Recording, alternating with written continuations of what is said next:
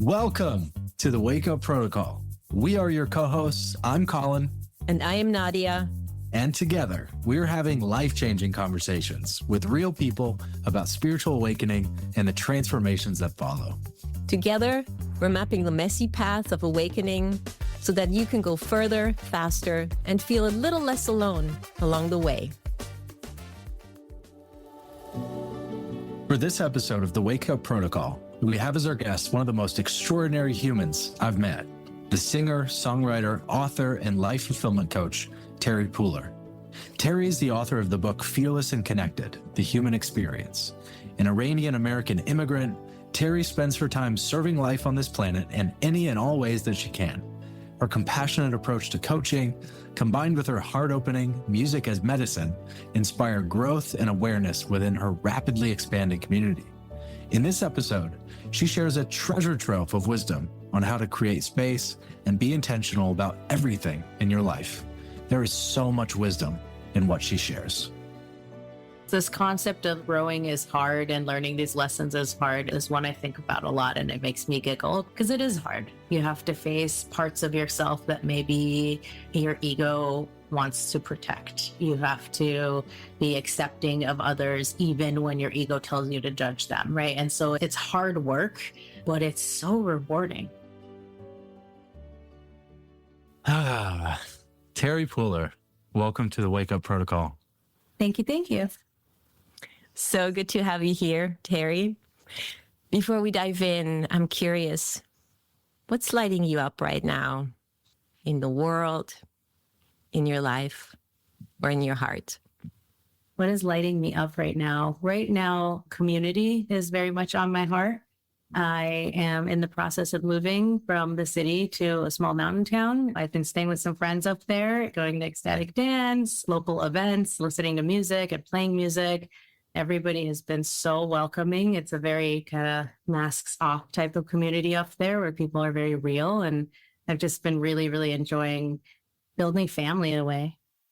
Oh, I love that so much. That's so beautiful. The way you're describing, like just immersing yourself in kind of like a chosen family. It's like finding a soul tribe and just immersing yourself in music and community. That's beautiful. That's something that's really resonating for me right now. I love hearing that. One of the questions I would like to ask you to kick this off is, as you know, this is the WakeUp Protocol. So we're talking about spiritual awakening, and there's so many parts to that. And one thing I'm really curious about is, on a scale from 1 to 10, how sensitive would you rate yourself? It's hard to give a number because these numbers feed the ego. And I'm on this journey of like really challenging my ego and being in my heart. And so I don't know if I'm comfortable saying a number, but let's just say somewhere in the middle there. Over the past 6 years, I've evolved from a very just hardcore science, black and white atheist version of myself to someone that now talks to beings that most people can't see. And I feel energies and feelings of other life around me, human and non-human. And so I have this just deeper connection that I didn't know existed. And so I live in magic quite often. Oh, that is incredible. There are a couple of different questions that I have coming up thinking about that. What's super interesting to me, and I'm curious to know more about that process, because it resonates with my own journey, because I was an atheist for like 5 or 6 years, and I went down into this deep kind of despair. I was reading French existentialism. I was very deeply immersed in that world, reading Nietzsche, and decided that I was condemned to life and that I needed to basically create my own values. I'm really curious what you said about numbers and science. So it's like you have this background in science, and yet you're living in your heart now. What does that mean for you? I'm super curious about that. Great question. That's been quite a transition. I background in science. My degrees are in math and physics. I was an analyst for most of my life. I was in tech for 15 years as a strategy and operations leader. And so I am still very much a fact and numbers person. But when I start thinking about like rating things, for me, that feeds the same part of me that is competitive. That competition is really just jealousy rebranded in the Western culture. And we encourage that through society, through our culture. We very much encourage competition and just what is your favorite and what do you rank things? That's the part of me as I'm kind of dropping in more into my heart is I'm trying to let go of some of that. I'm trying to just accept things as they are and not necessarily as I wish they were or controlling them, if that makes sense. And so all of that is the rating is tied to the ego for me and tied to that jealousy piece that I'm trying to chip away at. Yeah. What's coming up for me as soon as you were saying that was like arranging the world in like a hierarchy. But it's interesting because you're moving to a small mountain town. It's like there's a mountain that's literally arranged like a hierarchy, but where you are at the base of the mountain is community. I guess what's coming up is like a circular world where everyone is sort of more fluidly creating a dynamic that is valued in itself. It's like community in itself, as opposed to something like you were saying, like comparing yourself to a measured statistic and pursuing that peak or pinnacle. That's super interesting. Beautifully said. That disillusion of ego is just such a huge part of the spiritual awakening from everything we have experienced and everybody we're talking to about this. I'm curious, how would you define the concept of spiritual awakening? Yeah, for me, it was really just the mental shift of realizing I am not this body. I am not the thoughts and feelings and senses of this body. I am the observer of the thoughts and feelings and senses of this body.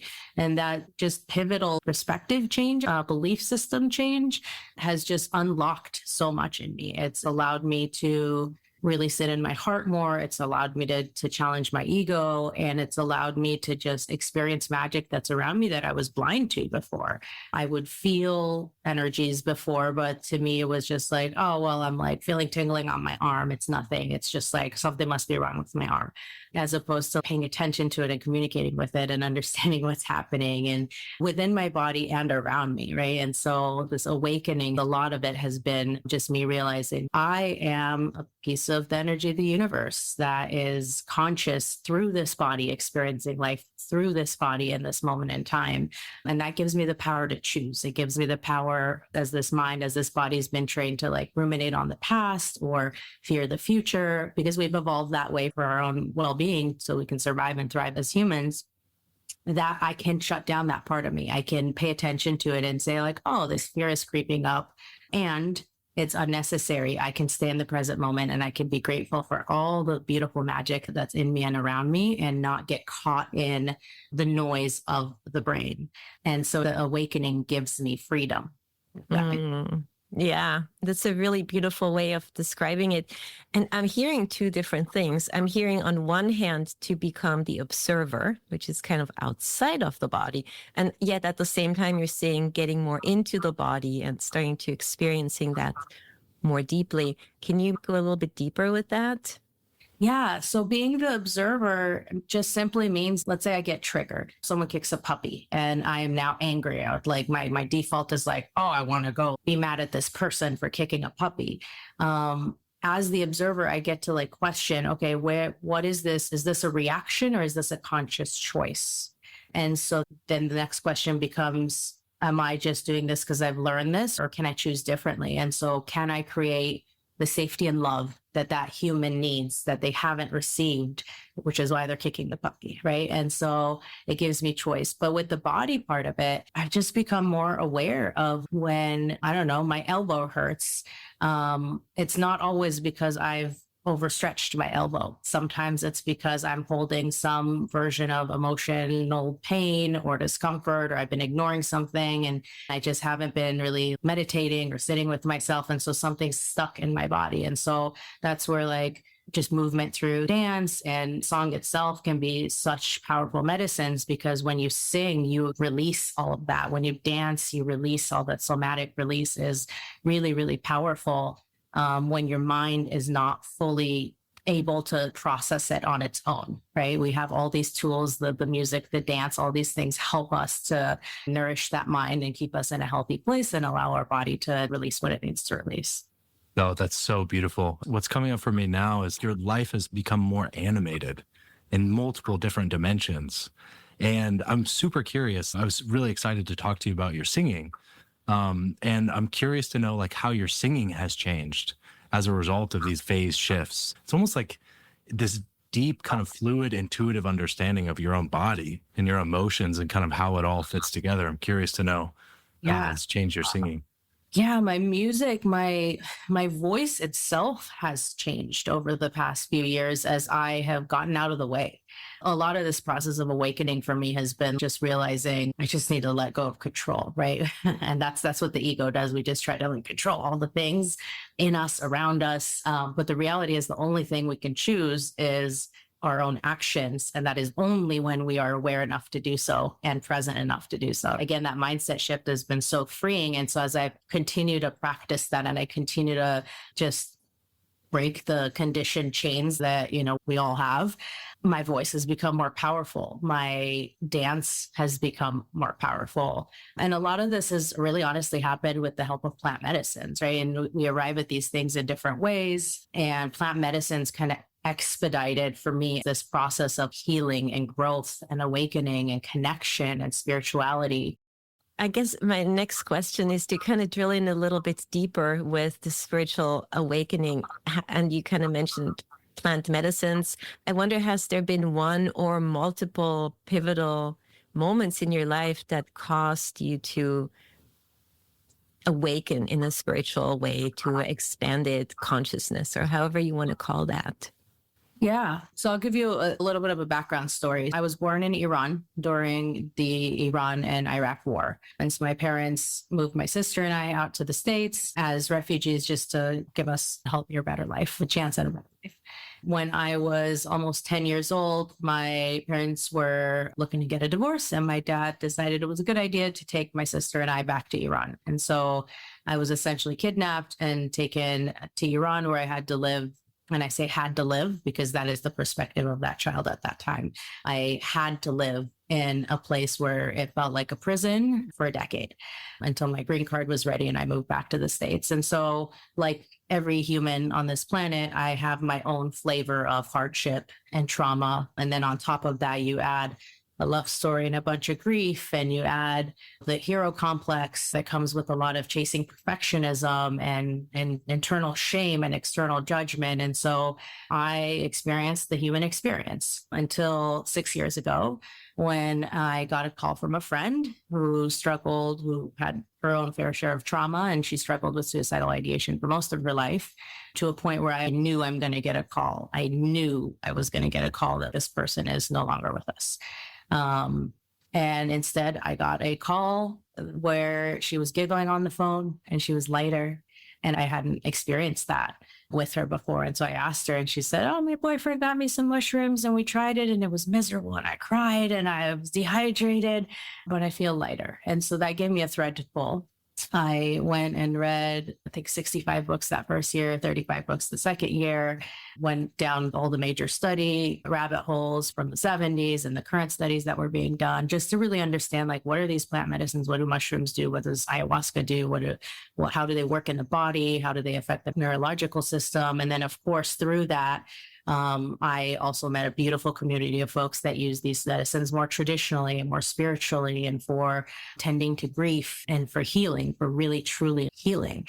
And as part of that, I've read a lot about these spiritual awakenings. And again, my very scientific atheist mind was like, no, that's not for me. That part is not for me. But I like what the science says, I trust. But this other part, I was still very much not open to, until I experienced mushrooms in a very safe, set and setting, very fun environment, beautiful music playing. I just kind of laid there, and I was able to witness past memories, but they didn't feel like memories. It felt like I was there with my past selves, reliving through some of those really hard moments, some of those really beautiful moments. And I was able to be the observer. I was able to observe the story of this past version of me and create the safety and love that they needed at the time and didn't have at the time. Slowly, the shame melted away and the judgment melted away. And slowly I started to wake up and realize, wow, I am the observer, even in the present moment. I am the observer to the life of this human being. And so it allowed me to, again, step back into this place of creating safety and love internally, which then gave me the strength to start holding space in that way for others around me. It's really incredible how you're explaining how those plant medicines help you access these previous memories and allowed you to become that observer. I'm curious if there's anything else you want to share about that. I think a lot of what happens in these spaces is you're giving up a lot of that control. And so when I am not partaking in plant medicines, previous me would have maybe thought of a memory and just felt the shame that came with that memory, or felt the anger, or felt whatever the feeling was that they came with that memory. And I would just sit in that feeling.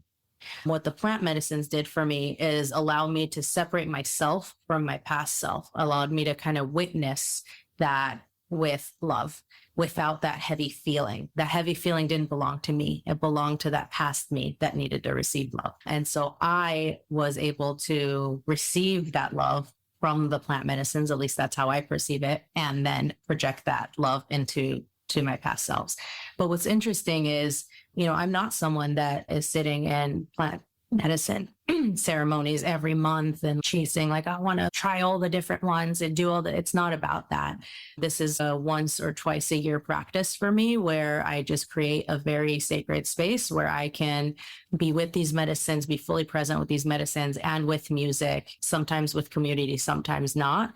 So that, again, I can keep training my brain to get out of its own way and really sit into my heart. And so earlier you asked, were there pivotal moments in my life?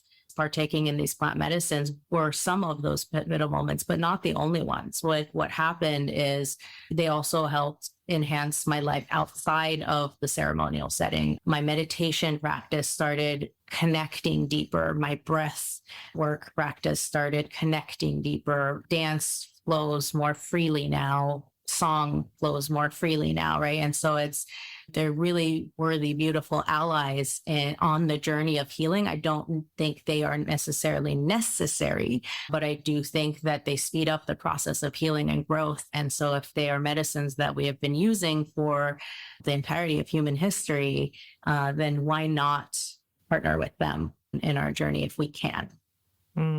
Yeah. Thank you for explaining that. Colin, do you have anything you want to add or ask? I mean, what's coming up for me right now, and something that's really remarkable about your story, is the way that you have integrated the wisdom of these experiences so rapidly.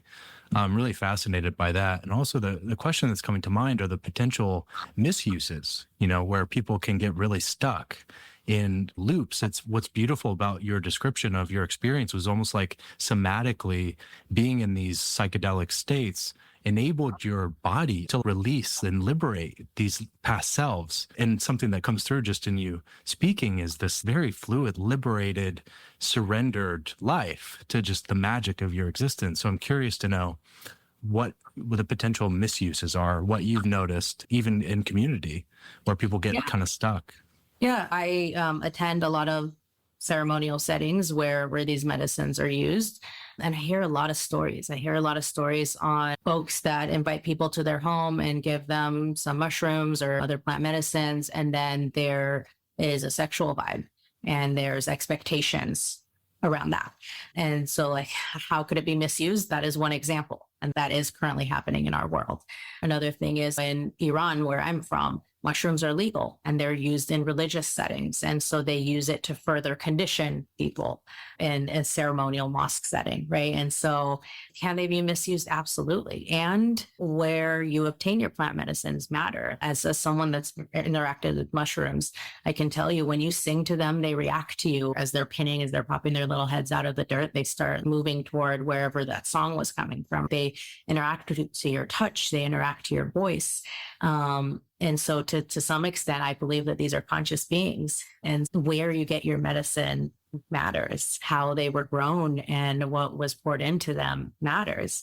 And the set and setting that you're in, right? Like early in my journey, I was really, really grateful to be connected with folks that knew what they were doing, so that as questions came up, as heavy moments came up, I had someone that could ask me questions and help me through that process, right? And so some people just take these medicines recreationally and go to a concert, and then they're having these big epiphanies, but they're like, they can't process it because there's so much going on, and the people around them are maybe drinking, and they're just not in the right headspace to be able to hold really good space for them. And so, yeah, these medicines absolutely can be misused, especially because they're not legal in most parts of the world, and there's not a lot of regulation built around them.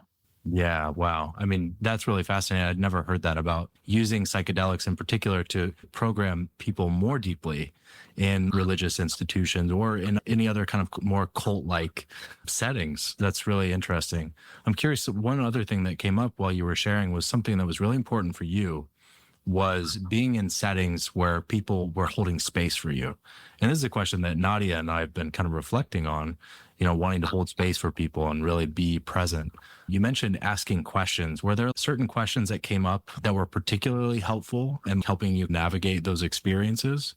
Or what were the kind of qualities of that space, people holding that space? So I was in my living room, and this was not like a big community gathering. This was just me and one kind of safety buddy. And I was reliving a very, very painful loss from my childhood that was a loss of a person that nobody knew how connected I was with. When I was in high school, I fell in love with this girl, but I lived in Iran, and we had a 3-year relationship. But in Iran, it's illegal to be anything, but also to not be straight. And so illegal to a point where if they found out, they would kill us. Like this is not something you can just kind of pay your way out of or talk your way out of or get an attorney. If you're gay, they kill you. And so this was a secret relationship for 3 years of my life. And then it ended with her taking her own life. And so I was left with that deep grief and shame for my influence into her life that kind of led to her decision. And so I was later in life under the influence of mushrooms, and I have this safety person, and all these memories come up, and I start talking about it. And there's still so much shame. And this person just asked me very gentle questions like, if this wasn't you in your life, how would you coach this person through this moment? And it was such a simple question, and it's so obvious, but it just gave me the prompt to have that mindset shift to kick me into that observer where like, oh, I'm the observer, and I can now hold space for this young version of me that was going through all these things and feeling all these things. And it just gave me the power that I needed in that moment to find my way. But a lot of the helpfulness is also post journey, right? It's with the integration. You talked about how rapidly this has changed my life. A lot of that's been intentional, right? I've really been paying attention to like, okay, these are the life lessons that I'm learning. What am I doing with them, right? I know that we are deeply connected with nature. How much time am I spending out in nature? Can I take my dogs for a second walk today? Can I take them for a longer hike? Can I touch the trees and see what I feel? Can I share my love with them? Can I notice the clouds changing and the seasons changing? And can I really be part of nature as I'm meant to be, right? And so that's just one example. But yeah, lots of lifestyle changes came out of these lessons. Deep, deep human experiences that we're all living through. Yours is particularly heavy, what you had to experience. And somehow these medicines were able to help you to become that observer and help coach yourself through that. So you mentioned how there were multiple times where these awakenings happened in different ways. Once with your suicidal friend, once through plant medicine. When you look back at your childhood, do you feel like you've had some moments where you've been in that space of spiritual awakening as well? I have, though I didn't recognize it at the time, or if I did recognize it, there wasn't space for it to be expressed and nurtured. For example, when I was very young, I used to lucid dream. I would dream and then I would sleep and then exit my body and go down to the bottom bunk and see my sister and fly through the wall and go up to the roof and see my mom. And I had this experience where I would exit my body and go do these things and come back. And I would test it. So I would see like, oh, this car is parked there. And then the next morning when I was going to school, I would like, oh my God, that car is actually there. Like maybe I was actually seeing this. And I would tell my mom, and my mom, she wasn't in a place to make space for that. And so I think she was worried in this type of a society, especially with us being immigrants. We were in a very Caucasian dominant area. I was already getting bullied quite a bit in school. And so I think she was worried that like, don't let your crazy show type of thing. And so, yeah, throughout my life, I've had a lot of experiences like car accident that almost happened, that should have happened, that was so obvious that I was not going to make it. And then just miraculously last second, the steering wheel turns itself and out of harm's way. And I did nothing. I just observed. So yeah, I've had a lot of experiences like that where I've really been in the magic of life. But I've doubted it, or others have doubted it, and I've learned to doubt it. And so it was shut down for a long time. That's so fascinating how you're saying you were in those moments, but you didn't actually recognize those moments. And now you're in a place where you're creating those moments and you're recognizing them and you're celebrating them. So when you think back through those experiences, was it one experience and then everything changed, or did you have to go in and out? Is that change lasting, or how does that work as it unfolds? Yeah, it's lasting now because I'm very much in the practice of doing all the things that I need to do to be in this kind of mindset. And so I'll explain what that means. So if we go back like 5, 6 years, even a decade, there was this constant voice playing in my head. What is the point of all of this? So I'll fill in a little bit of the story. After I was in Iran through high school, my green card was ready when I was 20. And so I moved back to the States all by myself, fearless, not knowing what I'm getting myself into, just coming and immersing myself in a culture that was somewhat accepting of me and somewhat wasn't in other ways. And I had to learn my way through a lot of how to do life. But that also, I came in with a mission. I was an immigrant child that came to the States and I was like, I'm going to achieve the American dream. That is what I'm going to do. And I did. I found my way through the workforce until I found a really, really beautiful job and company that I really connected with. And I moved up the ranks and I got all the promotions and all the money. And I was there for a decade. And I had the title, I had the power to influence, I had the house, I had the vacation anywhere in the world a couple times a year of my choosing, right? I had all the things. Yet still in my head, I kept hearing this, what is the point of all of this, right? And so it's not that I wasn't happy, but I wasn't fulfilled. There was something missing.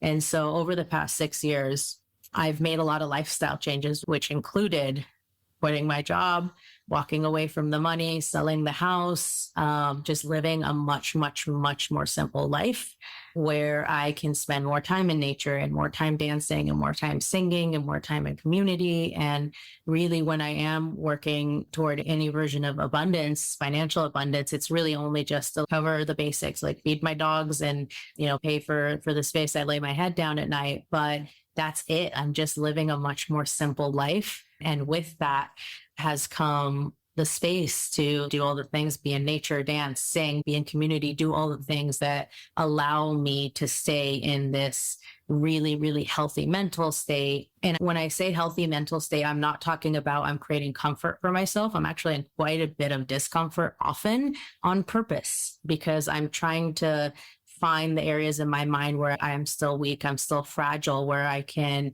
build resilience, where I can learn from myself, where I can just continue to progress. And I'm not chasing any end goal. There's no perfect version of Terry out there. I am perfect as I am today, messy human, completely flawed, because I'm just human in this moment in time, as you are. The more we can accept ourselves as we are and let go of this feeling of, I need to be this. If I was this, I'll be happy. You realize that voice in the head, at least for me, that was constantly, what is the point of all this, has evolved into, whoa, how is this my life? How is this life? And I live in that joy and that awe and that wonder hundreds of times a day. Yeah.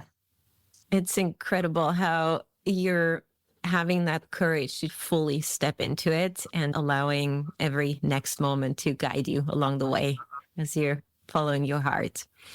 I had a conversation the other day with a friend and I talked to him about this podcast, and he said he's really interested in the concept and he might even be ready to awaken, but he's really scared of it because he's afraid that his entire life might fall apart. And he has a wife and 2 children and a job, and he needs to support everyone.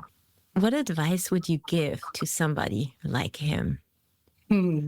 Face your fears. Face your fears. That's the only way they go away. A friend of mine, I'm going to butcher this because I don't have the poem handy, but Patrick Morel-Celine, he has a poetry book. And in this book, he has a poem called Brown Needles. And I don't remember the exact poem right now, but the basis of it is fear is like brown needles. You have to love them and touch them for them to go away. And so face your fears. The fears are always going to be there. Some of them are silly and you can coach yourself out of them because they're just conditioned thoughts that come up. And some of them need to be faced. And for me, if you would have told me when I started this journey, this specific, very like intentional journey of growth 6 years ago, that I would quit my job and live a much more simple life and give up all the comforts that I thought I needed. And I would be getting a divorce from my partner of 10 years, who I truly, deeply love, but is on a different path. And I would sell my house and I would just be doing life this way. I probably wouldn't have done it from the fear of it. And so we're really good at convincing ourselves not to do things. And sometimes you just have to trust and do the thing, because your heart deserves to be happy. Mm-hmm. Thanks for that answer, Terry. This sure resonates with me. And I went through a similar deconstruction of everything I believed was important. And I'm living in a completely different experience right now. And I wouldn't be doing what I'm doing now had I not taken that leap of faith. So it's worth it. It's hard. And just what feels like the only thing that makes sense to continue having a meaningful life. Absolutely. You know, this concept of growing is hard and learning these lessons is hard is one I think about a lot. You have to face parts of yourself that maybe your ego wants to protect. You have to be accepting of others, even when your ego tells you to judge them, right? And so it's hard work, but it's so rewarding. It's so rewarding. And so hard doesn't necessarily mean you're suffering through it, because that suffering is tied to our choice. In Buddhism, they talk about how pain is not optional, but suffering is. And that is so real for me because we experience quite a bit of hardship and pain and grief and all the things in this life. But all of those things can be beautiful and they can be nourishing. But it's really just that mindset shift of how we label things. For me, one of the biggest helpers has been widening my perspective. Right? We live in a society that just forces us to narrow our perspectives and go down. So-and-so read this article. I'm going to read this article and we're all going to regurgitate the same things and we're all going to believe the same things. And we have two sides of everything and we're going to hate each other. Right? But the more we can take our masks off and really observe other people's lives and take in their stories and take in their belief systems and see how their minds work and see how their lives are lived, it enriches our own life and theirs through sharing these stories because our perspective becomes wider because we all just become life. And I don't say humans because it's not just humans. Observing animals, observing plants adds just as much value to widening our perspective as observing other humans. Yeah, it's something that was just coming up for me. It's like you're in a space right now where you're cultivating the garden of your heart and just really living in that heart space. And doing so very deeply intentionally. I mean, it seems like a lot of what you're doing now is very intentional, but it's not grasping. It's not trying to control things. It's actually the opposite of that. It's like total surrender into everything, every dimension of your experience, while also challenging yourself to live in that growth edge in multiple different dimensions and constantly being aware of it without making it this habit of like, you know, when I talk to people and in my own case, like going on my own kind of spiritual or healing journey, you know, I get into this habit of like making that my full-time job as opposed to living and surrendering to life. And it just seems like your life is really a living testament to that. It's like a living garden, a living kind of organic being, life itself, that's like demonstrating to live fearlessly despite feeling fear, to surrender to that. It's just beautiful. Thank you. So one of the things I'm always curious about is what are the top themes for you where your life has deeply changed and what is different now than when you look back 10 years ago? Yeah. 10 years ago, I was definitely trying to plan all the things and control all the things. And so my life was like a giant spreadsheet. It was just like, I need to do this and I need to do this and I need to talk to this person and then need. So now what it looks like is my life goes a lot slower. Just breathing. It's a lot of just existing in my day to day. And that is very intentional. I kind of categorize healthy living, or I don't know if that's the right phrase, but healthy living into like 3 pillars that I very intentionally focus on. First one is the mind. And so that is me spending intentional time either journaling or writing, seeing what's expressed through song, or meditating or doing breath work, just really spending intentional time just existing with myself and not immediately turning on the TV or turning on a song or just reaching for a distraction. I intentionally curate time for me to be in my mind so I can see what's going on in there and process what I need to process. And then there's the body. And so with the body, it's, am I active? Am I putting good food in my body? How much food am I putting in my body? How often am I putting food in my body? Food is a big one for me because I've struggled with food for most of my life. I was anorexic in my high school years and then obese in my young adulthood.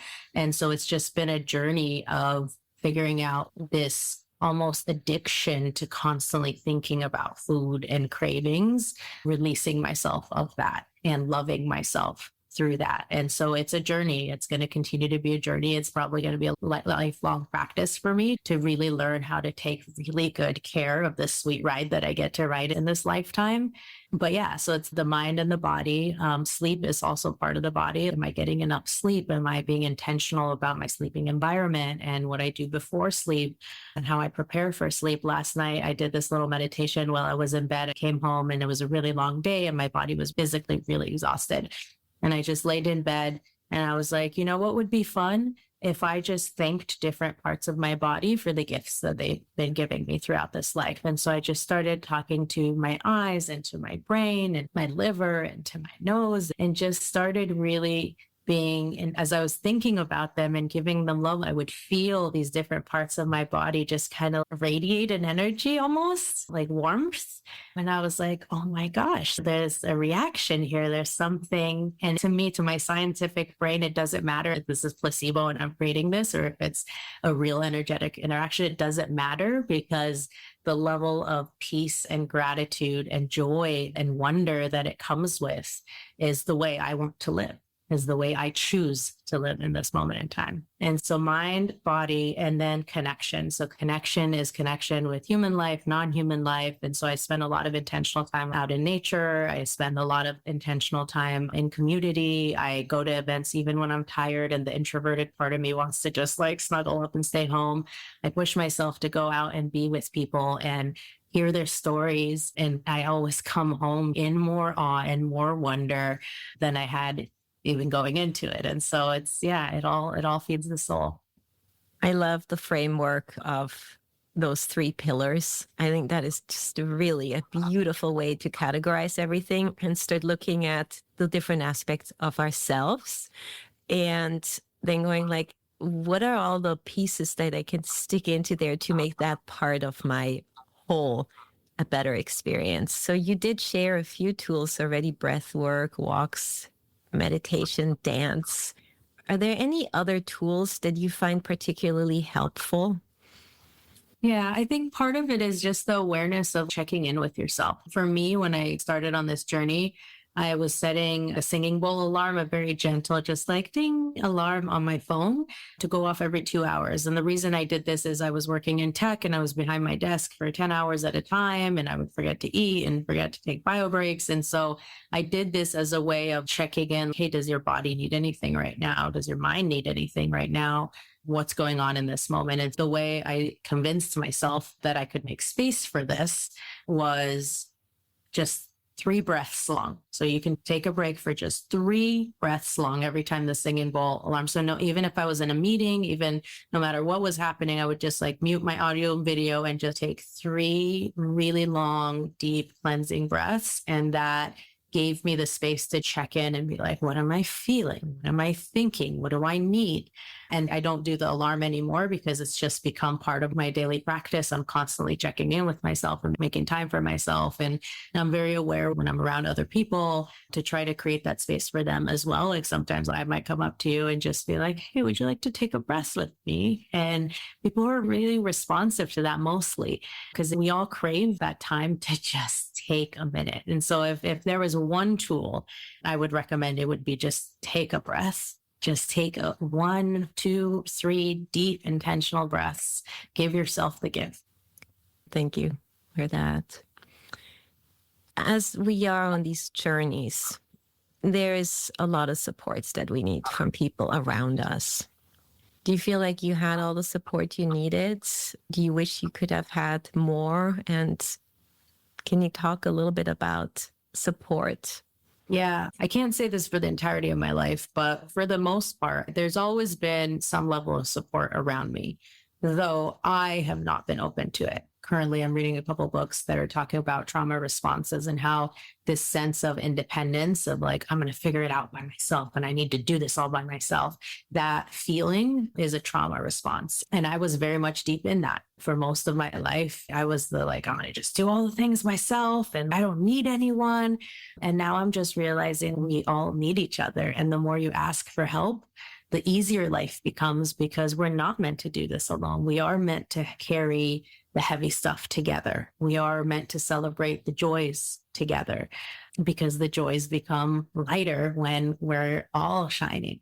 The heavy becomes lighter when we're all hand in hand carrying these deep, heavy moments. That in itself has been a huge life lesson for me, and it continues to be a practice. My default is still to just like, oh, I'm feeling the thing. I need to just go like self-process and isolate myself. I still fall into that pattern, but I am becoming more and more mindful and more aware every day to a point where I can say, no, I'm going to call a friend right now. I'm just going to leave just ugly cry voice message for a friend, and they will respond when they can with the abundance of love that's in their heart. And it's just been beautiful to intentionally practice that. I have reminders on my phone to text people periodically and check in with them because I'm not really great at remembering to check in with people, but I want to, and I love these people. And so I've just found ways to just give me gentle reminders of like, hey, check in with Dawn today, check in with Nadja tomorrow, to keep myself in community. Because for me, it's very easy to just fall back into that isolation. Yeah. Community is so important. And if we look back, we all lived in communal environments, and somehow we got convinced that these nuclear families were a better way to be. And every time we move back into community, we just realize how much love there is for us and how much expansion we experience through that. Yeah. And there's this concept of finding the right community, which I have talked a lot about personally. And I'm realizing we're all human. We're all going through it. And if I can take my mask off and be 100% real and 100% human with you, and you can do the same, then you're my community. That's it. That is how we build community. It could be a human you met in the grocery store. It can be a human you met volunteering. It could be an animal that you interact with, right? Our community comes in very different shapes and sizes, and it's all beautiful and it all enriches our life. My heart just feels so confirmed that trusting and moving forward and following the breadcrumbs is ultimately leading us to the kind of fulfillment that we all want in life. You are a life fulfillment coach. You are an author. And I would like to give you a little bit of time to share what you're doing and how people can find you. Awesome. Thank you, Nadja. I am a life fulfillment coach, which means I create a safe human space for us to be messy and learn from each other. Because the more we can learn from each other and the more we can get out of our own way, we find our path to purpose, to the different ways in which we can serve life, serve our planet, serve each other. It becomes less about all the things that I'm chasing and I'm needing and I think that I need to be happy. And it starts shifting into how can I be useful to life? How can I serve? How can I show up well in this life. And so that's a lot of what I do. It's really simple. It's humans learning from each other and helping each other find the way. Yeah. And what an incredible gift that you're helping people with that, having it grounded in your own experience and then rippling that out into the world. And we're going to put links to anything that you want to share in the notes for this. Thank you. My website is just fearlessandconnected.com. Pretty simple. I provide coaching services for individuals that are looking for their life's purpose and looking for healing and paths toward fulfillment. I also work with immigrants that are new to the United States and need help integrating within this culture in authentic ways where they can preserve some of their own culture as they learn to navigate this new world. And I work with individuals that are looking to grow in their careers, or maybe they're starting a small business, or maybe they're making a big career change toward their purpose. I support in all the ways that I can based off of my experience. So my book is called Fearless and Connected, The Human Experience. My author name is actually my legal name, my given name, which is Targol Buller. Targol means fresh flower in Farsi, and it is a name that I have not used for most of my life because I've lived in America for most of my life, and Terry is easier to pronounce. But my name is Targol Buller, and that is what my book has been written under. I just recently picked up the copy. I have not finished it yet. And from what I've read so far, it's absolutely delightful. I do have one final question for you. From this place of where you are right now, in this time and space, if you could go back with all your experiences and talk to a younger version of yourself, what would you tell her? Oh, girl, chill out. Stop taking yourself so seriously. Stop trying to control everything. Just take a breath. That is what I would tell her. And she would probably not listen to me because she was not ready to hear it. Yeah, beautiful. Thank you so much for sharing that. I believe that in this quantum field of time, space, reality, that part of that actually did land with your younger self, and it might change the trajectory of everything. Thank you so much for your generous time and the amazing stories you were sharing with us. My heart feels full. Thank you so much, Terry, for being here. Thank you both so much. I'm so deeply grateful for you guys making the time and space for me. This is a beautiful discussion. Just love that you guys are in my life. Yeah, thank you so much. There's so much deep, beautiful wisdom in your words. And I'm excited to read your book too. Thank you. Thank you so much for tuning into the Wake Up Protocol. If you like what you heard, share this episode with 3 people who need to hear this message. And if you want to go deeper, head to thewakeuprotocol.com and sign up for our email list. That's where we share behind the scenes insights, bonus resources, exclusive invites, and the kind of guidance we only send to our community. And if this is the last thing you hear from us, all we'd like to say is keep going, trust yourself, follow your heart. Until next time, have a safe and happy journey.